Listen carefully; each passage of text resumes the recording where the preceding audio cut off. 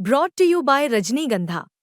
यूं ही नहीं ताज ताज बन जाता है, शिल्पकारों का हुनर और चुनिंदा संगमरमर ताज को नायाब बनाते हैं। कुछ ऐसे ही चुनिंदा जगहों से बस खास ही चुनकर लाता हूँ। कतरे कतरे को मैं हीरे सा परखता हूँ। यूं ही नहीं मैं रजनीगंधा बन जाता हूँ। बिहार विधानसभा चुनाव में बीजेपी की जो दूसरी लिस्ट आई है उसमें 12 उम्मीदवारों के नाम की घोषणा की गई है।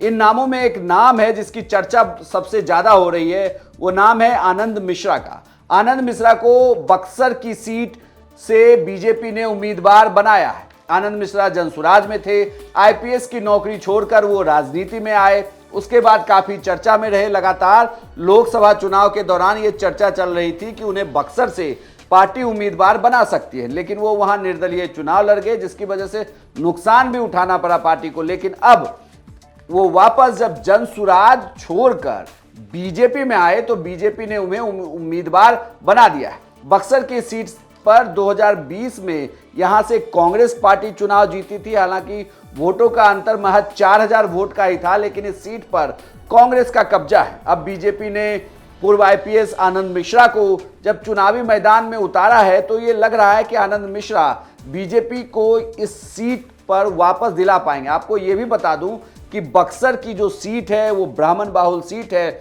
इस सीट पर 2020 के चुनाव में अगर आपको याद रहा होगा तो उस वक्त बिहार के पूर्व डीजीपी गुप्तेश्वर पांडे की भी चुनाव लड़ने की चर्चा थी। गुप्तेश्वर पांडे ने जेडीयू पार्टी ज्वाइन किया था, उसके बाद खूब चर्चा हुई, वो पार्टी दफ्तर आए, नीतीश कुमार से मिले और ये चर्चा थी कि उन्हें चुनावी मैदान में उतारा जा सकता है, टिकट दिया जा सकता है, लेकिन गुप्तेश्वर पांडे को वहां पर टिकट नहीं मिला। उसके बाद उस सीट पर बीजेपी ने जिस उम्मीदवार को उतारा वो वहां चुनाव हार गए और कांग्रेस उस सीट पर चुनाव जीतती है। लेकिन अब आनंद मिश्रा को इस सीट से उम्मीदवार बनाया गया है। आनंद मिश्रा काफी लंबे समय तक जनसुराज से जुड़े रहे। जनसुराज से जुड़ने के बाद वो जनसुराज में पहली पंक्ति के नेताओं में गिने जाते थे। लगातार वो एक्टिव थे, जनसुराज के युवा विंग के वो अध्यक्ष भी थे।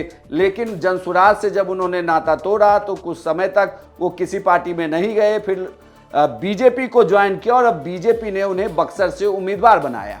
वहीं अगर आप बीजेपी की इस पूरी लिस्ट को देखेंगे तो इस लिस्ट में ठीक एक दिन पहले शामिल हुई गायक मैथिली ठाकुर का भी नाम है। मैथिली ठाकुर को दरभंगा की अलीनगर सीट से बीजेपी ने उम्मीदवार बनाया है। हालांकि पहले चर्चा थी कि उनका जो गृह क्षेत्र है वहीं से उन्हें टिकट दिया जा सकता है, लेकिन वहां लोगों ने काफी विरोध किया, जिसके बाद बेनीपट्टी की जगह अब अलीनगर से उन्हें उम्मीदवार बनाया गया है। मैथिली ठाकुर भी अब बीजेपी की उम्मीदवार हैं। अलीनगर से वो चुनावी मैदान में उतरेंगी। वहीं आनंद मिश्रा का नाम चौंकाने वाला है कि जनसुराज से ठीक बीजेपी में आए हैं और पार्टी ने उन्हें सिंबल दे दिया, उम्मीदवारी दे दी है। अब वो बक्सर से चुनावी मैदान में उतरेंगे। आपको क्या लगता है कि आनंद मिश्रा बीजेपी को बक्सर की सीट लौटा पाएंगे या नहीं? अपनी राय हमें कमेंट बॉक्स में लिखकर बताएं और बिहार की तमाम खबरों के लिए आप देखते रहिए सिर्फ बिहार तक।